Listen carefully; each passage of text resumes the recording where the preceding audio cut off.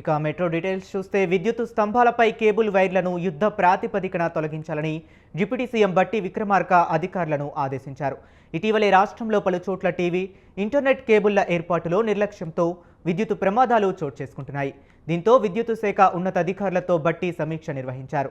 అనుమతులు లేకుండా ఎలాంటి విద్యుత్ కనెక్షన్లు ఉన్నా వెంటనే తొలగించాలన్నారు. కేబుల్ వైర్లు తొలగింపునకు ఏడాది సమయం ఇచ్చిన ఆపరేటర్లు స్పందించలేదన్నారు. వారి నిర్లక్ష్యం వల్ల ప్రజల ప్రాణాలు పోతున్నాయని ఆగ్రహం వ్యక్తం చేశారు.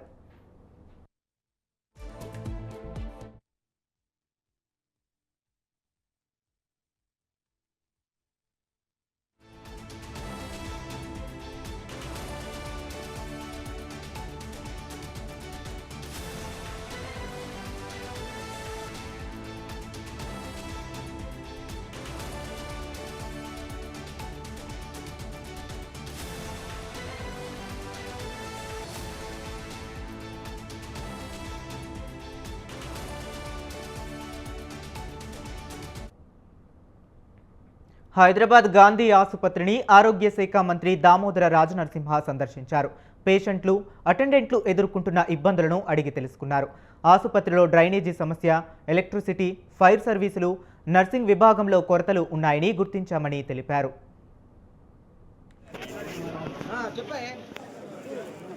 మ్యాక్సిమమ్ ఫిల్అప్ చేసే ప్రయత్నంలో ఉన్నాము. ఇది పెద్ద హాస్పిటల్ అని తెలుసు, మీకు ఇంకా తెలియకుండా తీడుగో ఇన్నే పుట్టింది.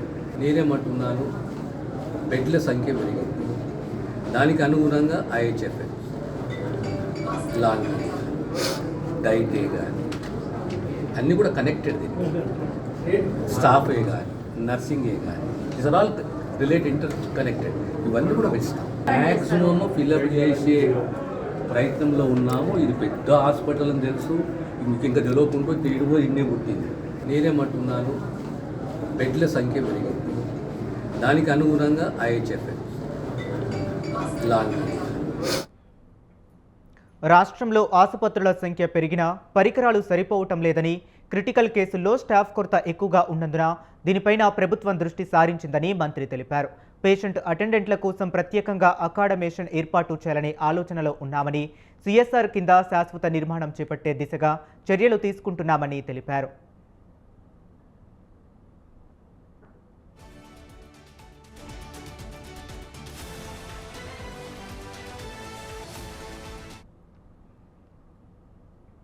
బీసీ రిజర్వేషన్పై కాంగ్రెస్ పార్టీకి చిత్తశుద్ధి లేదని బీజేపీ రాష్ట్ర అధ్యక్షుడు రామచంద్రరావు అన్నారు.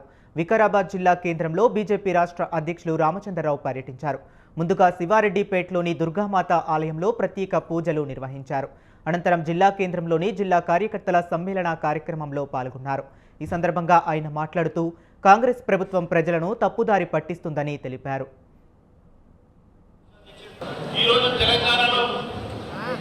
కాంగ్రెస్ ప్రభుత్వం ప్రజలను తప్పుదారి పట్టిస్తామండి.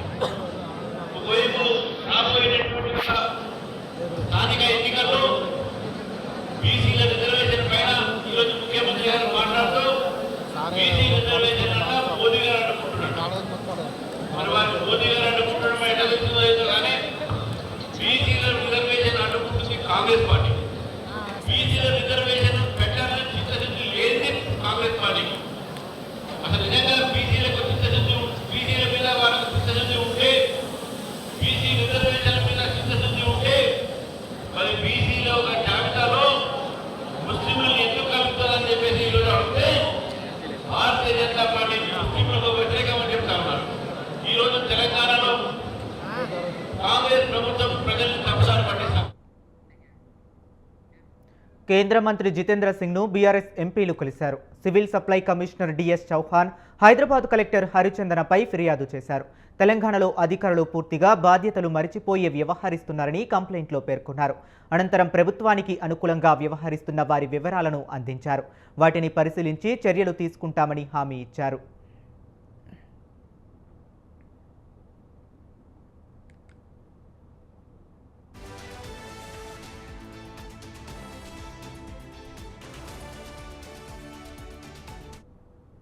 హైదరాబాద్లో ఇటీవలే చర్చాంశనీయంగా మారిన మార్వాడి గో బ్యాక్ నినాదాలపై స్థానిక మార్వాడి సమాజ ప్రతినిధులు తీవ్ర అసంతృప్తి వ్యక్తం చేశారు.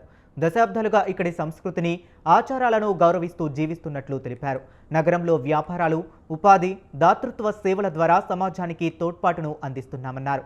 ఇటీవలే మార్వాడి గోబ్యాక్ అనే ప్రచారం తమను మానసిక క్షోభకు గురి చేస్తున్నాయని ఆవేదన వ్యక్తం చేశారు. ప్రభుత్వం వెంటనే స్పందించి తమ భద్రతకు భరోసా ఇవ్వాలని వారు కోరారు. और हिंदुस्तान में किधर भी जाके रह सकते हैं और अपना कल्चर भी वैसे ही है. सब मिलजुल के रहो, अच्छा बिजनेस करो और सदा प्यार से रहो बोल के. इसके बाद में रही बात है कि गो बैक मारवाड़ी बोल के, हम हैदराबाद तेलंगाना में पिछले 150 ईयर्स से इधर है बिजनेस में, और जब से हम इधर है, जब से हमारे बच्चे भी इधर ही बड़े हो रहे, हमारे भाई सारा भी इधर ही है. हम तेलंगाना के लोगों के साथ में भी पूरा प्यार से रहते हैं, अच्छा बातचीत करते हैं. कौन सा भी छोटा बड़ा फंक्शन रहा तो हम आते मिलते जुलते हैं. तो ये जो बात हो रही है गो बैक मारवाड़ी का, वो ठीक नहीं है, क्योंकि अपने को फ्यूचर में सबको हिल मिल के चलना है. और हम जो भी कमा रहे तो राजस्थान में डाल रहे नहीं है, पूरा हैदराबाद में डेवलप कर रहे हैं, हैदराबाद में ही ले रहे हैं, हैदराबाद की गवर्नमेंट को टैक्स भर रहे हैं. तो इसके लिए तेलंगाना गवर्नमेंट को भी सोचना चाहिए. मारवाड़ी समाज से है और हमारा जो विरोध चल रहा है अभी जो तेलंगाना के अंदर, हम गवर्नमेंट से ये अनुरोध चाहते हैं हमारी सिक्योरिटी दे है. रही दूसरी बात है मारवाड़ी का ही विरोध क्यों, ये स्विगी या जोमेटो या ऑनलाइन फ्रूट आइटम जो भी है उसका विरोध करना चाहिए. हम छोटे व्यापारी ऑनलाइन की वजह से हम पिस जा रहे हैं दोनों के बीच में.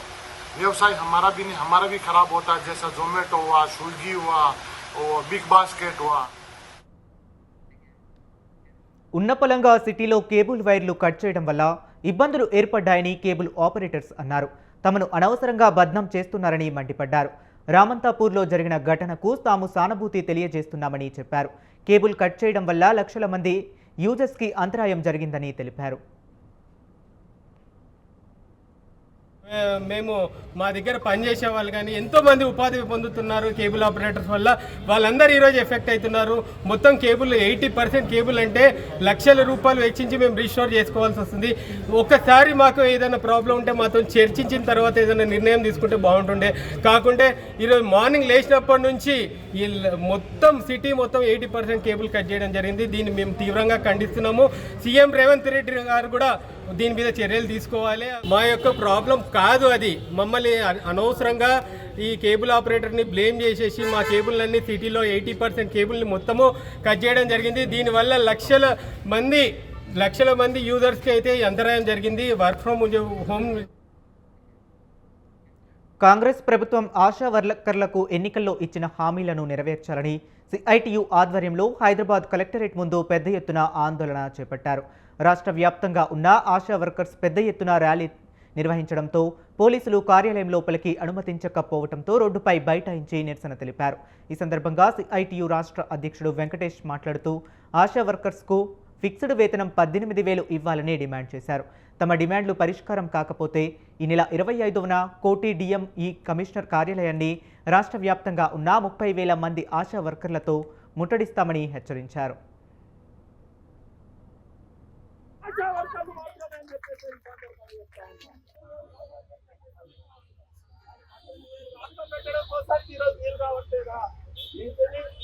ఆశా వర్కర్లు అంటే అంతా 9,000 అని చెప్పేసి కింది స్థాయి ఉద్యోగస్తులు అనుకుంటున్నారా?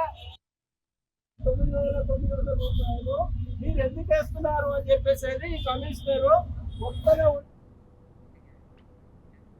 ఆరెకటికలకు వైన్స్ టెండర్లలో 30% రిజర్వేషన్లు కల్పించాలని ఆరెకటిక అభివృద్ధి సంఘం రాష్ట్ర అధ్యక్షుడు బూంపల్లి అశోక్ దాదా ప్రభుత్వాన్ని డిమాండ్ చేశారు.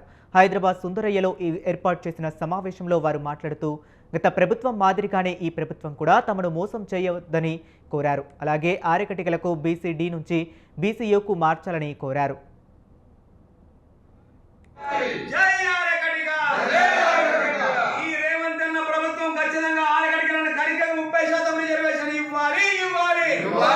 ఆరుకటికలకు వెంటనే 30% రిజర్వేషన్ ప్రభుత్వం ప్రకటించాలి. అట్లాగే మా ప్రభుత్వం ఈ ప్రభుత్వము మొన్న చేసినటువంటి ఏప్రిల్లో జరిగినటువంటి సభలో మంత్రులు వచ్చి మాట ఇచ్చిపోయారు. మేము ఖచ్చితంగా మీకు కార్పొరేషన్ ఇస్తామని చెప్పి 500 కోట్లతో వెంటనే కార్పొరేషన్ ప్రకటించాలి. లేదా భారీ ఉద్యమాలకు మేము తెరలేపుతాం. వచ్చే నెలలో కనుక మాకు వైన్ స్టాండర్లలో మాకు రిజర్వేషన్ ఇస్తున్నట్టు ప్రకటించకపోతే మేము భారీ ఉద్యమాలు జరుపుతాం. రాష్ట్రం మొత్తం కూడా అందరు మంత్రులను అందరినీ కూడా ముట్టడిస్తాం. ముఖ్యమంత్రి గారిని కూడా మేము ఖచ్చితంగా ముట్టడిస్తామని చెప్పి ప్రజాభవన్ కూడా మేము ముట్టడించడానికి మేము బయలుదేరుతామని తెలియజేస్తూ ఈ యొక్క మా యొక్క ఆకలి ఘోష, మా యొక్క కన్నీటి బాధల్ని మంచి మనసున్నటువంటి రేవంత్ రెడ్డి అన్న వింటనే నమ్మకం ఉంది. కాబట్టి మాకు మా యొక్క ఆరకటిక బిడ్డలకు ప్రభుత్వం ప్రత్యేక కార్పొరేషను 30% మైనస్ రిజర్వేషన్ కల్పించాలని మరొకసారి కోరుకుంటూ బీసీ-డి నుంచి బీసీ హోదా కూడా ప్రభుత్వం సనత్ నగర్లోని అశోక్ కాలనీలో హైడ్రా కూల్చివేతలు చేపట్టింది. పురాతన భవనాలు కూలిపోయే విధంగా ఉన్నాయని వాటి యజమానులకు హైడ్రా 10 రోజుల ముందు నోటీసులు ఇచ్చింది.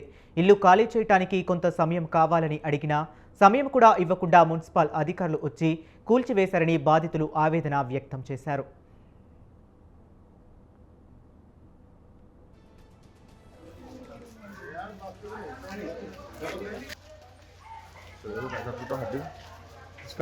ಇನ್ನು ನಂದಾಗ ಮುನೆಕೈಗ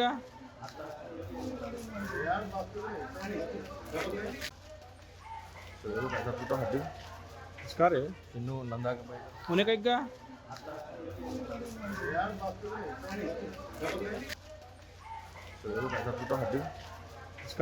ಇನ್ನು ನಂದಾಗ హైదరాబాద్లోని డిఎస్ఆర్ గ్రూప్ కన్స్ట్రక్షన్ కంపెనీలో ఐటీ అధికారులు సోదాలు నిర్వహించారు. హైదరాబాద్, ఏపీ, కర్ణాటకలోని డిఎస్ఆర్ కార్యాలయాల్లో తనిఖీలు నిర్వహించారు. DSR MD Sudhakar Reddy, executive director Prabhakar Reddy, DSR CEO Satyanarayana Reddy ఇళ్లలో తనిఖీలు చేశారు. 3 రాష్ట్రాల్లో ఏకకాలంలో 30 చోట్ల ఐటీ తనిఖీలు చేస్తుంది. పన్ను చెల్లింపులో భారీగా అవకతవకలు జరిగినట్లు అనుమానం వ్యక్తం చేశారు. గత 5 ఏళ్లు పన్ను చెల్లింపులపై ఐటీ శాఖ ఆరా తీస్తుంది.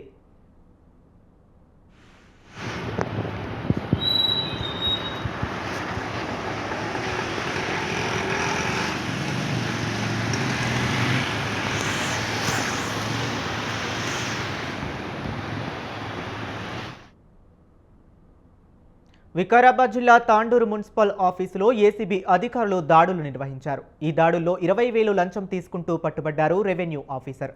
పక్కా సమాచారంతో నిర్వహించిన ఈ దాడిలో రెవెన్యూ అధికారి ఏసీబీకి రెడ్ హ్యాండెడ్గా పట్టుబడ్డాడు.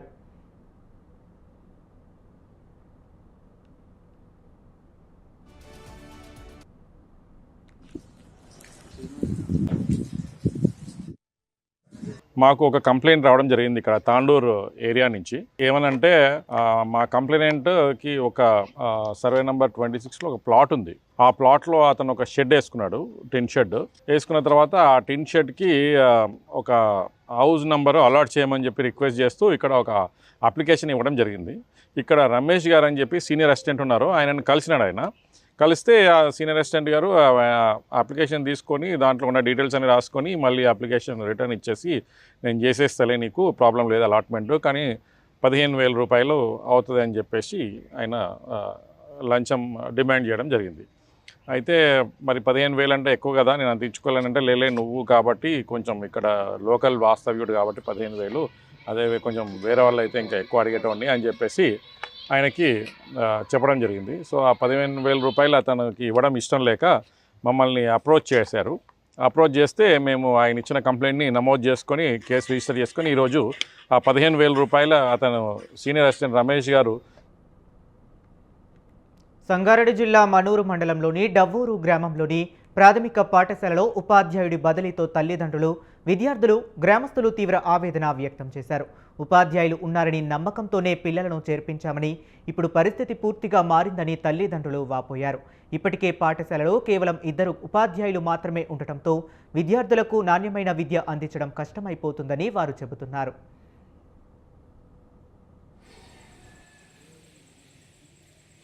పేరు మెహక్ నిషా, నేను 5th క్లాసు. మా స్కూల్ నేము పాటమీట పాఠశాల డౌరు. మా 3 సార్ నుంచి ఒక సార్ తీసేసినారు, విఠలరెడ్డి సార్కి. ఆ సార్ మాకు కావాలి, మంచిగా చదివిస్తుండే. ఇప్పుడు మా సార్ కావాలి, లేకుంటే మేము బయటికి పోతాం. ఆ సార్ ఎప్పటి వరకు వస్తారు, అప్పటి వరకు మేము స్కూల్ రాం. నేను 5th క్లాసు. మా 3 సార్లు ఉండే, ఒకసారికి తీసేసారు. ఆ సార్ మాకు కావాలి, విఠలరెడ్డి సార్. ఆ సార్ మంచిగా చదివిపిస్తుండే. నా పేరు మెహక్ నిషా, నేను 5th క్లాసు. మా స్కూల్ నేము పాటమీట పాఠశాల డౌరు. మా ముగ్గురు సార్ నుంచి ఒక సార్ తీసేసినారు, విఠల్ సార్. హైదరాబాద్ కూకట్పల్లి 10 ఏళ్ల బాలిక హత్య కేసులో పోలీసుల దర్యాప్తు కొనసాగుతుంది. ఈ కేసులో పురోగతి లభించింది. అనుమానితుడిని అదుపులోనికి తీసుకున్నారు పోలీసులు. బాలిక ఇంటి వద్ద నివసిస్తున్న సంజయ్ను పోలీసులు విచారిస్తున్నారు.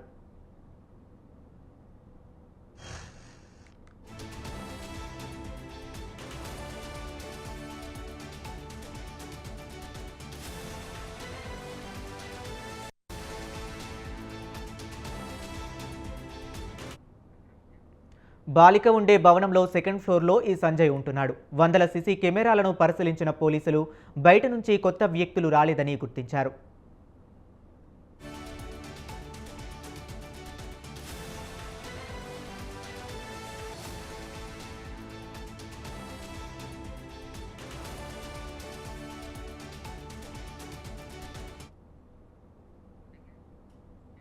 హైదరాబాద్లో భారీగా గంజాయి పట్టుబడింది. ఔరంగాబాద్కు గంజాయి తరలిస్తున్న ఓ మహిళతో పాటు యువకుడిని పోలీసులు అదుపులోనికి తీసుకున్నారు. దోమలగూడ పోలీసులు పట్టుకున్నారు. వారి వద్ద నుంచి 18 కేజీల గంజాయిని స్వాధీనం చేసుకున్నామని డీసీపీ శిల్పవల్లి తెలిపారు. గంజాయితో పాటు 2 మొబైల్స్ స్వాధీనం చేసుకున్నామని తెలిపారు.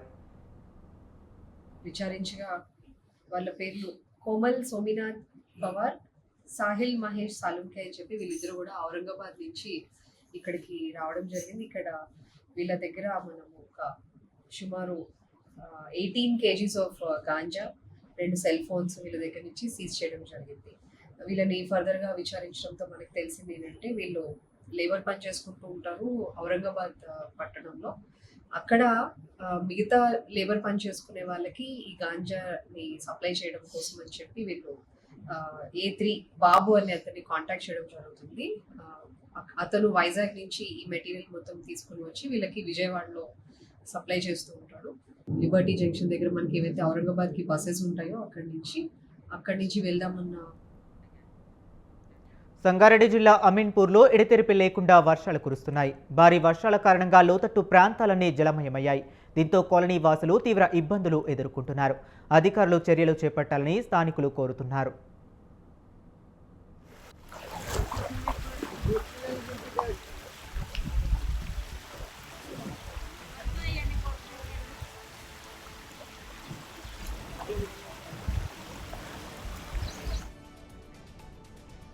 పీపుల్ స్టార్ ఆర్ నారాయణమూర్తి స్వీయ దర్శకత్వంలో నటించి నిర్మించిన యూనివర్సిటీ పేపర్ లీక్ ఆగస్టు 22న విడుదల కాబోతుంది. ఈ సినిమా లోగోను ప్రముఖ హాస్య నటుడు బ్రహ్మానందం ఆవిష్కరించారు. సినిమా చూసిన తరువాత బ్రహ్మానందం మాట్లాడుతూ నారాయణమూర్తి తేనెతీగ లాంటి వాడని, తిరుగుతూ ఉంటాడని అన్నారు. అన్ని చోట్ల తేనె పోగు చేసుకుని వచ్చి తల ఒక్క చుక్క పంచి పెడతాడని కొనియాడారు. తన దృష్టిలో ఆయన అందమైన హీరో. దేశంలో ఎడ్యుకేషన్ సిస్టమ్ ఎలా ఉందో ఎంతో స్టడీ చేసి నారాయణమూర్తి ఈ సినిమా తీశాడని తెలిపారు. ఇది వాస్తవానికి దూరంగా ఉన్న సినిమా కాదని, ఇది ఊహించుకున్నటువంటి ఒక సుందరాంగి సినిమా కాదని, హాయిగా తలారా స్నానం చేసి వచ్చి నేత చీర కట్టుకున్న స్త్రీలా ఉన్న సినిమా ఇది అని పేర్కొన్నారు.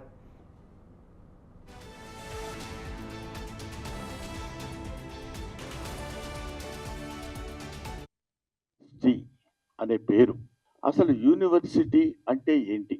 యూనివర్స్ అంటే విశ్వం. విశ్వం అంటే అన్ని గోళాలతోటి, అన్ని ఖగోళ శాస్త్రానికి సంబంధించినటువంటి ఈ మొత్తం ఒక భూమి అనేటువంటి గ్రహమే కాకుండా విశ్వాంతరాళాల్లో ఉన్నటువంటి గ్రహాలన్నిటికీ సంబంధించినటువంటి జ్ఞానాన్ని నేర్పేటువంటిది ఆలయం, విద్యాలయం. అదే విశ్వవిద్యాలయం, అదే యూనివర్సిటీ. అటువంటి యూనివర్సిటీ అనేటువంటి పేరుని ఇప్పుడు ఎటువంటి విశ్వవిద్యాలయాలు అయ్యాయి అని చెప్పడానికి ఎంతో కృషి చేసి దానిలో రీసెర్చ్ చేసి మనందరికీ